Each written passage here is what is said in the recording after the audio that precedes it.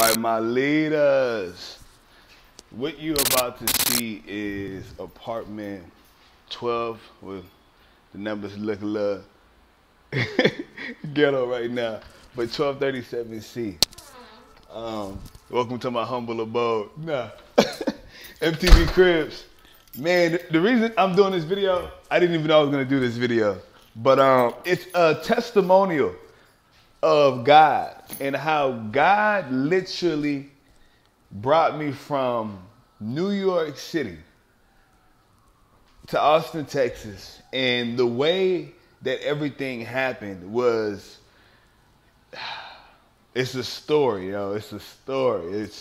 It's beauty, it's pain, it's tears, it's fear. I came, and if you watch the New York City video, I went to New York City because I was called to go to New York City. It was one of those things where the Holy Spirit had been directing me to make this move for, man, a few years. Let's be honest, a few years now. And I ignored the call just due to the fact that I was terrified because I didn't have the money. I didn't know anybody in New York. I didn't have a place to stay. It was just God saying, go to New York City. I will provide. Do not be afraid. Do not be dismayed. And so I went. And throughout that time, you saw how God was leading me, directing me, pushing me. And it was uncomfortable, yo. I mean, I was doing YouTube videos I would never do. Vulnerability, being open with my emotions. You name it, I'm speaking about it. And it humbled me. It showed me I had so much pride. It showed me about my ego. Everything I was dealing with, God always has found a way to show me that I need you to work on this area of your life. I mean, I was sleeping on the floor on my winter coats, almost on the verge of being homeless every single week. I couldn't pay that rent. I didn't have a job. But you all on YouTube, family members, right? Pops, my mother, my sister Joy, just coming through, just donating. I never asked. You all were just enticed by my story and what I was experiencing and going through. And it got to that point where I was finally called to move back to, well, not even back to Texas, but back to Texas, but not where I used to live in Houston. God called me to Austin, Texas. And literally, if you look, this was an apartment I stayed in with 3 other roommates. 2 on that side, then we had 2 on this side, okay? And this was, let me show y'all this. This right here, if y'all look at the apartment, so kitchen area, and this right here was the room. I just cleaned it all out. This right here, this is my humble abode, y'all. My humble abode. Desk area. The window overlooked the community. This was it. And I remember getting to such a point. There goes my beautiful bike, but I'm about to get fixed today. I gotta get that bike. The back of it is flat. But this is a bike that literally my parents helped me get. I got to a point when I was, even in Austin, I got to a point where it was dark, man. Like I couldn't afford anything. And I remember with business still not picking up, I was struggling, y'all. I didn't have no car. You know, I'm taking a bus. I didn't have anything. And literally, in order to humble myself and say, you know what, God, I want to do what you want me to do. Literally, my leader, I end up purchasing this bike that you see back here at a pawn shop for $40. $40 is what I purchased that with. And then I started to hustle. I started to do favors, DoorDash. This $40 bike, let me tell y'all something about this bike. Let's get in closer. This bike here, when I tell you there's no brakes, there's no way to stop this bike.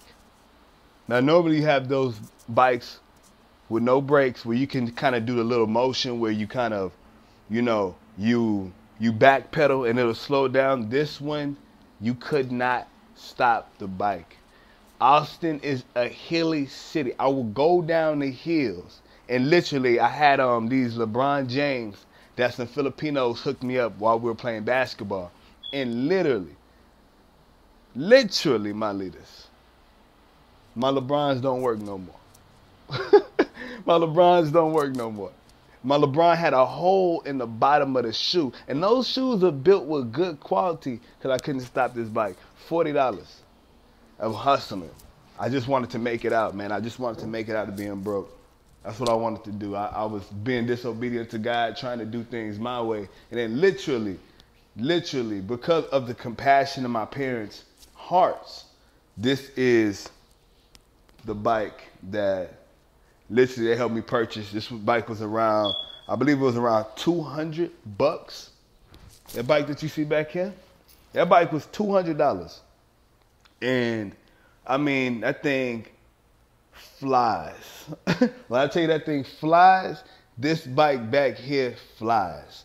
And it just helped me make money. It helped me just take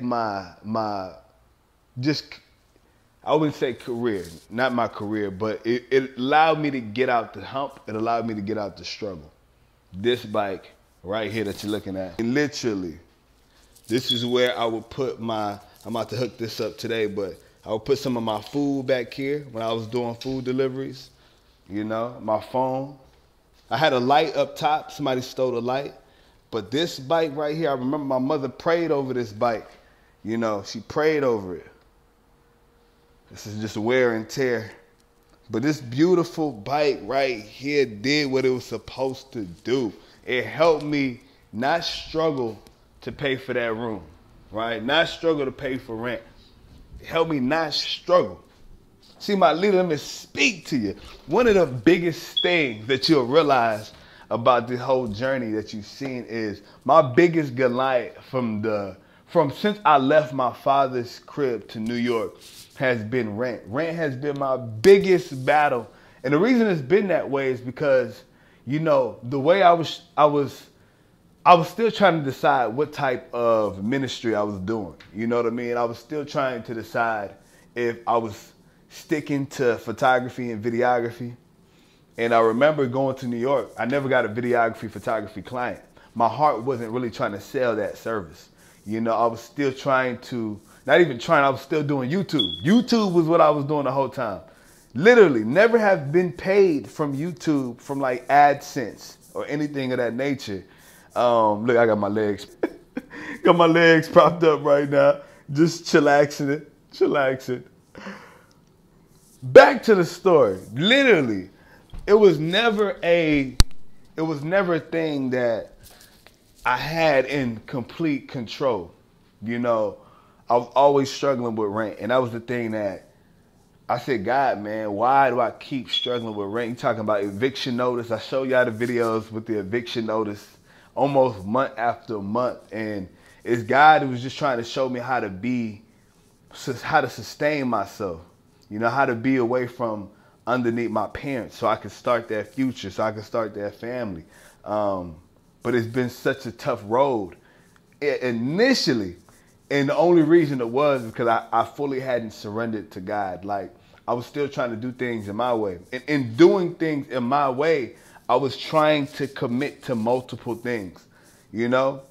And that's the thing. I was trying to commit to multiple things, you know, multiple people, multiple scenarios, multiple jobs. So I could be like this serial entrepreneur, never really maximizing any of the platforms, you know? And so now I'm in a space where I've cut off photography and videography. I almost brought it back, but I realized, nah, God, I want what you want me to do. And I surrendered photography, videography. If y'all looked at my website, my portfolio, this is something I went in on. But something could be good. One of my homies sent me something today from Sprinkle of Jesus. It's like, yo, something could be good for you, but it's not God for you. You know what I mean? And I'm realizing that what is beyond the gifting, a gifting like your relationships could be better over time. It's something that you get better at as you pursue it, as you engage in communication. Talents, gifting and talents, you know, we can be better. We can literally, we're able to improve on these things. But, you know, it says a man's gift will make great room for him. And what it's really speaking about is your calling. It's your calling, my leader. What are you called to do? This is, so check this out. Your calling is also a gift. Your calling is a gift. It's something that you're supposed to love on. You're supposed to cherish, you know?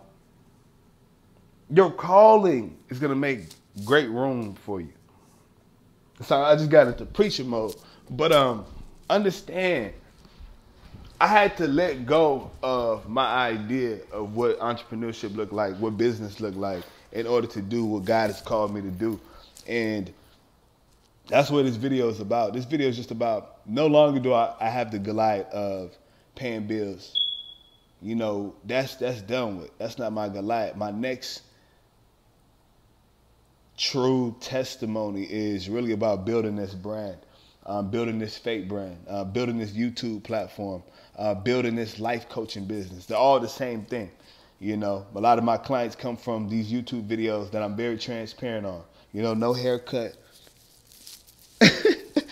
You know, I told y'all the bald look, literally my hair grows back in like 3 days. The bald look takes time, so I'm gonna cut my hair today. But my leader, there always is gonna come a season where you just feel like you're stuck in that season. You know, you just feel like you'll never be able to get out of the negative rut that you've been in. You know, you'll just feel like, oh, like, why do I keep struggling with the same thing? Rent was that thing for me. Paying bills, electricity bill, and now from starting with a surrender, right? It didn't start with the material. It started with the surrender. Once I surrendered, I gained the resource. Surrender gave me the confidence to start hustling on a $40 bike with no brakes.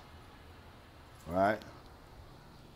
Surrender allowed my parents to have favor, to know that, okay, Michael is really trying to do something with himself.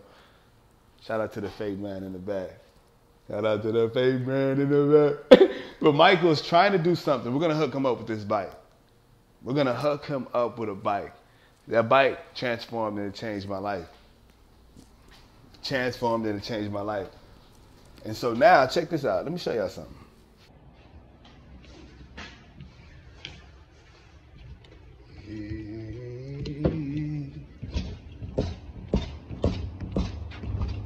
That would be bringing a bike from the 3rd floor, bringing it downstairs.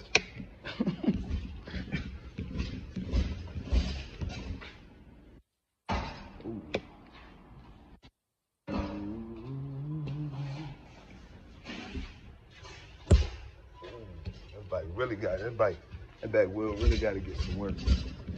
Ooh, hope it fit in my whip. That's the next question. Will it fit in the whip? Will it fit in the whip? Will it fit in the whip? Will it fit in the whip? Going from a bike. Going from a bike, riding a bike for almost close to what felt like a year, Finally, my leaders. My Nigerian Toyota Corolla. my, my Nigerian Whip, I call that. I don't even have a name for it. From the bike, $40 bike.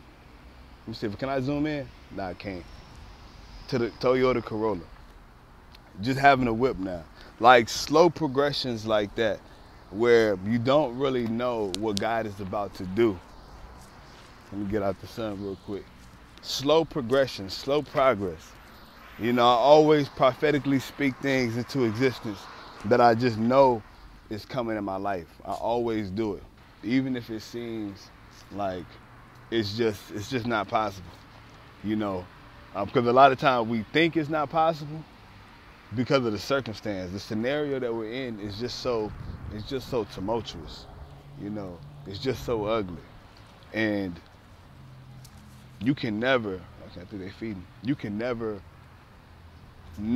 ever just stay stuck in the space of believing that you don't deserve to be in a better position in your life. You know what I mean? Like in a few hours, my beard will be in a better position. It's rough. it's rough, but you deserve. You know, I received these things. Let me tell you. You know, having a vehicle, that stuff has came due to a level of love in my life. Like the bike came because of me saying, you know what, I surrender to God. I want to accept the true love that you have for me. I want to accept your vision. You know, I want to accept everything that you have for me. Let me get that $40 bike. $40 bike led to something beyond my comprehension. You know, my hustle of wanting to grind and get a vehicle. Eventually the vehicle came, and the rate that I'm paying on that vehicle is phenomenal. My leader, the vehicle came right after surrender. You know, and I just, it poses the question I always ask, what is God waiting for you and I to both do, right? How is he waiting for us to surrender before he grants us the things that he already has destined for us? You know, what is it? What level of surrender? What level? And I remember, let me tell you how powerful this is. I wasn't even going to be in this vehicle. I wasn't even going to be in this car. Why? Because I remember when my mother challenged me. My mother, she's, oh, beautiful, beautiful woman. She challenged me. She said, I think you're ready. You know, I wanted to just go off and pay cash for a vehicle. And she recognized how hot it was and how hard you've been working. She's like, you know, you don't want to be out in the sun working so hard, you know, when you don't have to do it like that. You don't have to just be riding your bike, doing food delivery. Like, you can do this in a vehicle. And she challenged me, my leader. She challenged me because I initially, when I got the phone call, she was ready to say, yo, let's go. Let's see if we can get this vehicle and make these payments. You know, you could do it. You can do it. You can make the money. You work hard enough. Don't be scared. Whew, man, I'm getting chills just thinking about it because it's reminding me about a new situation. But it's like, yo, don't be scared. She told me that, don't be scared. You can pay the bill. You can pay the car note. Don't be afraid. That's what my mother said. Same thing God told me when I went to New York. You can live there. I'm going to provide for you. Don't be afraid. Don't be scared. Don't. And I almost turned it down. I was like, Mom, you know, I'm going to save, you know. Give me like 2-3 more months. I'll be ready. I'll be ready in 2-3 more months. Think about it. God was not waiting on my ability to save for the next 2 to 3. I'm about to preach. He wasn't waiting on my ability to feel comfortable with paying for something in the next 2 to 3. I'm gonna save it up. So when I save up this money, then I'm gonna buy it with my own money. I don't need your help. I don't need your. That's how I felt. I didn't tell her like that, but in my spirit, my pride was like, I don't want your help, mama. I want to be able to say I bought this by myself. But check this out.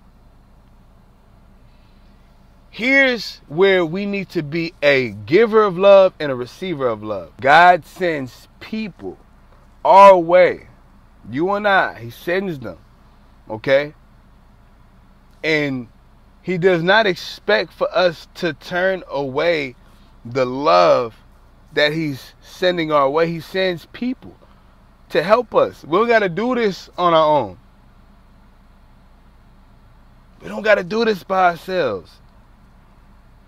This life that we're living. God sent my mother to say, hey, you can do it. I know you can. Let's go check this out. And in doing that, going to the dealership, you know, something happened where I got a vehicle and then I had to turn it back and now I'm in this one. God blessed us. 1.9 APR, if you understand cars, like I got one of the best deals you can get. One of the best deals you can get. 1.9% APR on this car. This car had favor. I had favor with this car. It was time. It wasn't for me to be ready or feel like I was ready. It was just time, man. When God says you're ready, you're ready. Not when you think you're ready. When God says you are ready, I'm prophetically speaking to somebody. Because similar to me, you don't feel you're ready for something. Because it's a new area of love in your life. It's new. It challenges you. You don't think you are ready for it. You don't think you've saved up enough resources. You don't think you've learned enough. You don't think that you have earned this right to receive this love. You don't feel like you can take care of this love. You don't think that you can sustain this love. I'm here to tell you something, my leader. I'm here to tell you something, my leader. You have the ability to sustain the love. You have the ability to receive the love. Why? Because receiving the love is going to help you become greater than you are today. This is a prophetic word. Receiving the love is going to help you become greater than you are today. That's God's love. He knows the push you need. And so God sends the love your way to give you that push. That $40 bike was a push. It was a necessary push. I needed that. It taught me how to be hungry again. It clicked something in my entrepreneurship mind, like, ooh, let's get it. And then love came my way. And I got a better vehicle, the bike. That bike allowed my hustle to be a lot smoother. Allowed me to do even more. Boom. All of a sudden from the bike, the car. The car came. It's allowed me to make more money efficiently with less stress. So that I can focus on my calling. So I can help serve people. So I can help life coach, right? Easier. Without having to, you know, let me hustle on the bike for this amount of hours, come all the way back to the crib because I'm sweating bullets because I work like 6-7 hours, and then take a shower only to ride my bike back to Starbucks and, you know, then get on coaching or start coaching people via voice blocks, you know, via just, you know what I mean? Like, he made my hustle more efficient. But I saw how the struggle feels like. And many times we think that each increase in blessing is going to lead to more struggle. No, man, you've learned lesson from your struggles. But you don't stay at that space of struggle. God does not intend it that way. And so as I learned even this season to receive love, I got to know every new increase doesn't mean that I'm going to struggle like I did before. It doesn't mean. When I was in New York living on the floor, that was the hardest situation I've ever lived in. My leader, I couldn't have imagined myself sleeping on the floor with mice and, I mean, dodging the landlord because I couldn't pay rent. You know, it was tough. You know, but I was making it. You know, I was making it. It wasn't like the past. Even like back in 2014 when I literally, not even from an eviction notice, I ran from an eviction notice. There's something that we didn't pay on an apartment back in 2014. I thought for the longest, if I get another apartment, it was going to be the same way. You know, I allowed my mind to think that because of what I've been through, it was going to happen the same exact way. And so God showed me that through this new experience, it's not like that. I just got keys to a new apartment with so much confidence that I know how to take care of rent now. I'm not afraid to take care of rent. I'm good now. I got a car note now. I'm not afraid to take care of a car note. I'm good now. I'm learning how to be an adult, man. I'm learning that God gives you love. He gives you things. He gives you gifts. And it does not mean, if you don't take anything away from this message, I want you to take this. Each increase does not mean that you're going to experience what you experienced in the past. This may be the scenario that actually works for you on your behalf, man. And so, just to end this portion of the video, I'm going to show you the new apartment. But, bro, God wants to increase your life. He wants to put increase in your life. But you got to take it. You got to accept it. And you got to stop waiting until you feel ready for it. You know, and this may be an area that I've experienced in the business aspect, in the life aspect. But I'm learning now. I'm learning even in relationships. God is showing me this, and He's opening my heart on how to receive love in relationships. You know, I need to know, like, just like my apartment, my next love experience, it's not going to be like my last experience. You know, they don't all fail.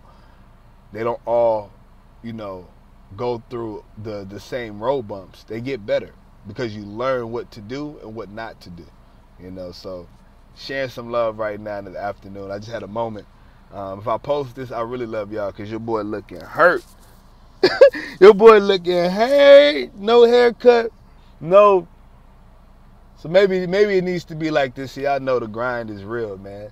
Maybe if I was freshly cut, y'all would think I was lying to y'all. But yeah, man, we out here just like, ooh. Oh, I'm gonna be sexy in my next video.